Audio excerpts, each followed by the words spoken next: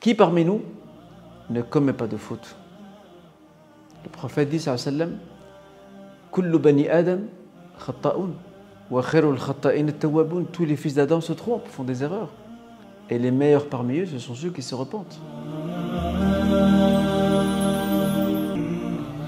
Et le prophète aussi de dire, sallallahu alayhi wa sallam, Lawla annakum qawmun la tudhnibun, la ata Allahu bi qawmin yudhnibun, fayastaghfirun, fayaghfir Allahu lahum. Si vous étiez des gens qui ne commettent pas de fautes, d'erreurs, de péchés, Dieu vous aurait remplacé par un peuple, par une autre communauté qui fait des erreurs, qui fait des péchés, qui a des oublis, qui demande pardon à Dieu, et Dieu lui accorde son pardon. Parce que c'est à travers la faute que nous commettons, c'est à travers le péché dont nous nous rendons responsables que se manifestent ces noms divins que sont Al-Ghafour, le pardonneur, Al-Ghaffar, le très pardonneur, Al-Rahim, le clément. Maintenant, reste à savoir comment obtenir ce fameux pardon divin. Et vu que nous sommes dans les 10 dernières nuits de Ramadan, le prophète sallallahu alayhi wa sallam nous a enseigné une invocation excellente. Mais cette invocation excellente risque d'être sans effet si elle n'est pas suivie par autre chose. Aïcha a demandé le messager sallallahu alayhi wa sallam.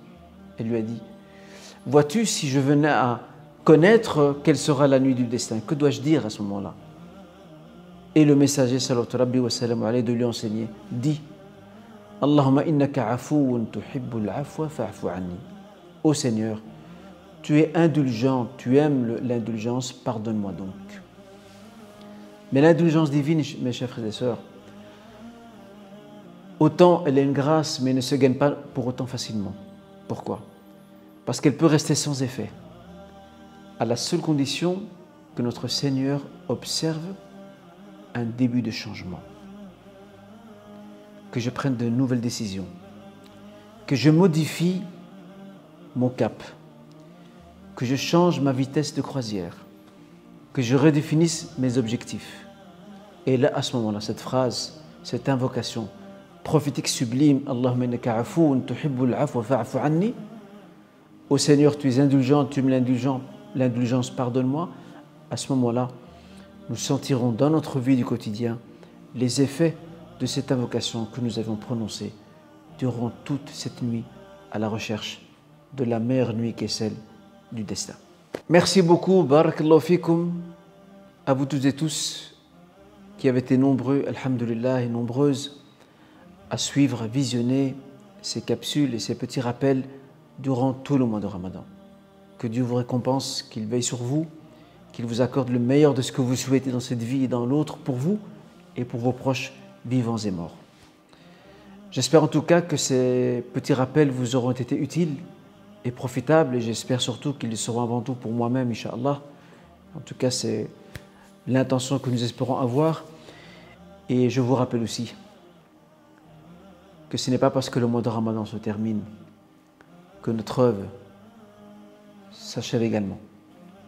En fait, le mois de Ramadan ne fait que nous frayer un nouveau chemin pour continuer sur les œuvres que nous avions entreprises durant ce mois. Et parmi les meilleures d'entre elles, nous avons l'aumône, as-sadaqa.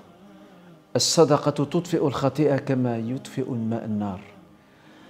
L'aumône, dit le prophète sallallahu alayhi wa sallam, éteint la faute et le péché comme l'eau éteint le feu. Soyons de celles et ceux qui continuent à tendre leurs mains afin d'aider leurs prochains, qui continueront à partager et à cultiver ce sens de la générosité, en espérant, Inch'Allah, que cette aumône et que ces aumônes, nous puissions, par la grâce du Très-Haut, les retrouver très nombreuses dans l'autre vie, au moment où nous en aurons grandement besoin. Barakallahu fikum, et que Dieu vous préserve et veille sur vous. Wassalamu alaikum wa rahmatullah.